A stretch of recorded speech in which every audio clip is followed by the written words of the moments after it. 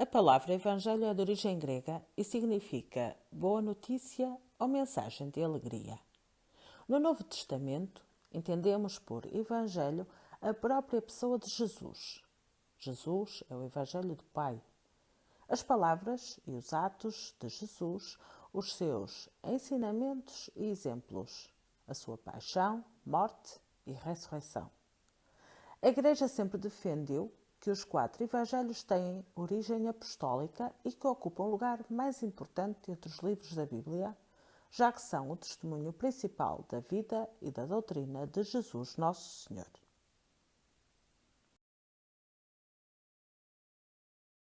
Os Evangelhos transcrevem fielmente o que Jesus fez, viveu e ensinou para a salvação dos homens, desde o dia do seu nascimento até ao dia em que subiu ao céu. Depois da ascensão do Senhor, os apóstolos pregaram o que ele tinha dito e ensinado, instruídos pelos acontecimentos gloriosos de Cristo e ensinados pela luz e pela força do Espírito Santo que tinham recebido. Os 3 primeiros evangelhos, Mateus, Marcos e Lucas, chamam-se sinóticos porque os seus relatos concordam com os outros e são comparáveis e harmonizáveis.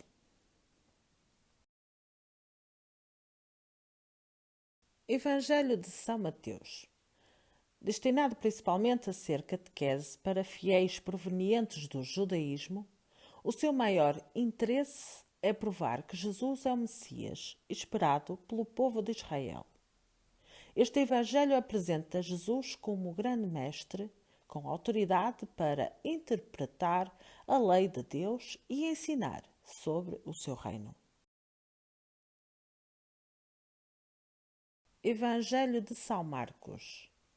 A tradição diz que São Marcos foi discípulo de São Pedro e que escreveu tudo o que ouviu da boca do apóstolo.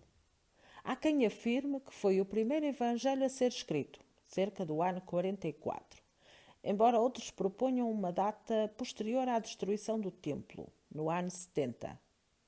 No seu evangelho, Marcos quer provar que Jesus, o Nazareno, é Deus, o Messias esperado, o Senhor de tudo. Por isso, descreve pormenorizadamente os milagres de Jesus.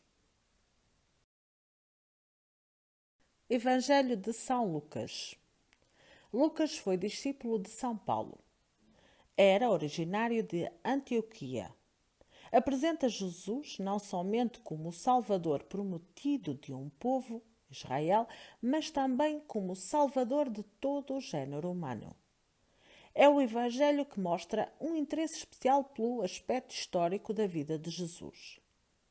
No seu prólogo, o autor mostra que consultou os escritos que já existiam acerca de Jesus, investigou os factos e esforçou-se por escrever uma relação ordenada.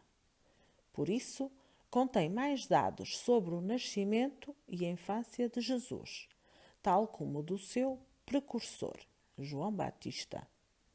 São Lucas escreve para os gentios, propõe Jesus como Filho de Deus, Senhor e centro da história. É chamado Evangelho da Misericórdia e da bondade infinita de Jesus. Evangelho de São João. São João chama-se a si mesmo o discípulo que Jesus amava. A característica mais notável do Evangelho de João é que, além de informar sobre o que Jesus fez, revela quem ele era. Também é o único dos 4 evangelhos que declara explicitamente porque escreveu, para que quem o ler creia que Jesus é o Messias prometido, o Filho de Deus, e, crendo nele, tenha vida. Atos dos Apóstolos. É a continuação do Evangelho de São Lucas. Quando os cristãos desejaram ter os 4 evangelhos num só códice, os Atos separaram-se do Evangelho de São Lucas. Contém a doutrina e as exortações que os apóstolos dirigiram às primeiras comunidades para as iniciar e fazerem com que crescessem na fé. Descreve o processo da Igreja desde a pequena comunidade de Jerusalém, depois da ressurreição de Jesus, até à atividade apostólica de São Paulo pelas diversas regiões do Império Romano.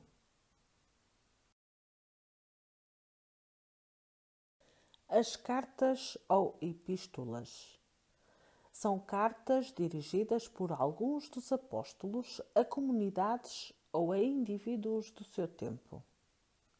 O seu conteúdo salvífico é a palavra de Deus para nós hoje.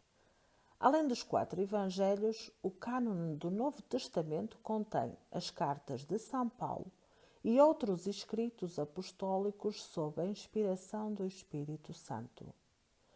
Com estes escritos, confirma-se o que se refere a Cristo Senhor.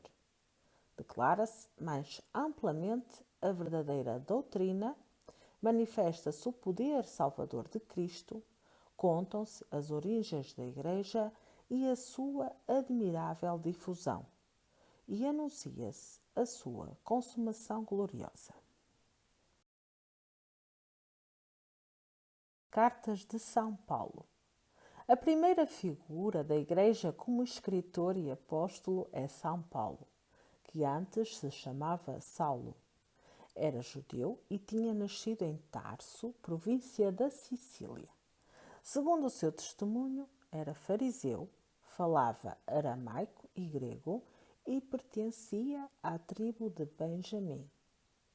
Era zelosíssimo das tradições dos fariseus, muito culto, especialmente em literatura grega, além de ser cidadão romano. Depois de batizado, São Paulo foi tão zeloso como apóstolo cristão quanto havia sido como fariseu.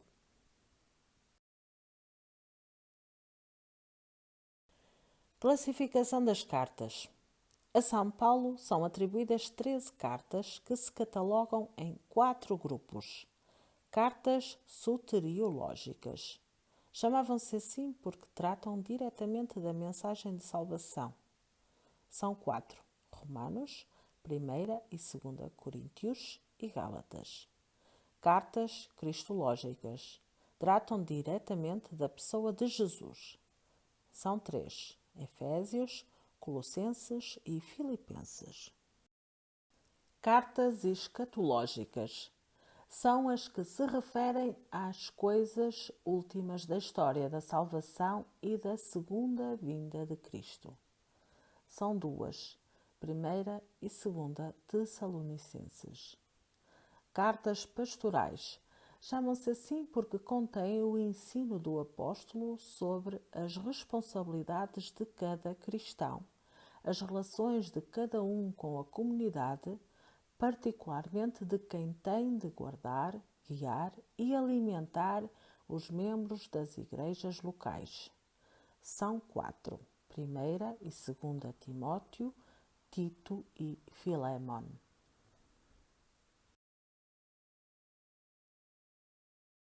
Cartas católicas. Chamam-se assim porque não foram escritas para uma comunidade ou para uma pessoa concretas, mas para todos os crentes em Cristo. São 7. Carta de São Tiago. 1ª e 2ª cartas de São Pedro. 1ª, 2ª e 3ª cartas de São João. Carta de São Judas. Apesar de estritamente não fazer parte deste grupo, podemos incluir aqui a Carta aos Hebreus. O Apocalipse constitui uma visão teológica do sentido da Igreja desde a sua origem até ao final dos tempos. A sua linguagem, do género apocalíptico, é semelhante à dos profetas do Antigo Testamento. Anunciam o dia do Senhor.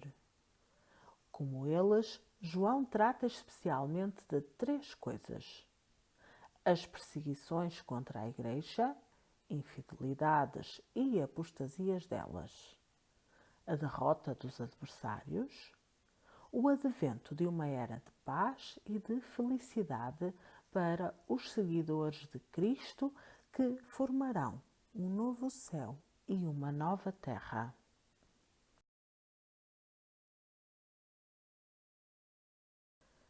Senhor, dá-me sempre a tua palavra quotidiana. É como o pão, sacia, mas faz-me ter mais fome de ti.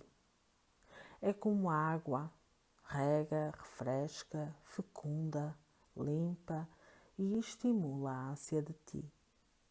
É como a luz, afasta as trevas e ilumina os olhos para que contemplem melhor as tuas maravilhas nas criaturas.